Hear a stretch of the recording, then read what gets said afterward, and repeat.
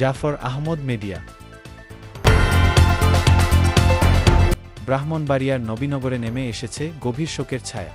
উপজেলার কৃষ্ণনগর ইউনিয়নের দৌলতপুর গ্রামে বিশিষ্ট সমাজসেবক ও গুণী ব্যক্তিত্ব মো আব্দুল ওয়াহেদ আর নেই। গত বৃহস্পতিবার রাত 10 ঘটিকায় নিজ বাসভবনে শেষ নিঃশ্বাস ত্যাগ করেন তিনি।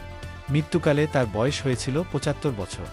এলাকায় একজন সৎ, নম্র এবং অত্যন্ত ভালো মানুষ হিসেবে মরহুম আব্দুল ওয়াহেদের ব্যাপক পরিচিতি ও সুনাম ছিল। তার এই আকস্মিক মৃত্যুতে পুরো পরিবার এবং এলাকাবাসীর মধ্যে গভীর শোকের আবহ বিরাজ করছে। মৃত্যুকালে তিনি অসংখ্য আত্মীয়স্বজন এবং গুণগ্রাহী রেখে গেছেন। পরবর্তীতে মরহুমের নিজ গ্রামে তার জানাজার নামাজ এলাকার সর্বস্তরের মানুষের অংশগ্রহণে জানাজা শেষে স্থানীয় কবরস্থানে তাকে দাফন করা হয়েছে।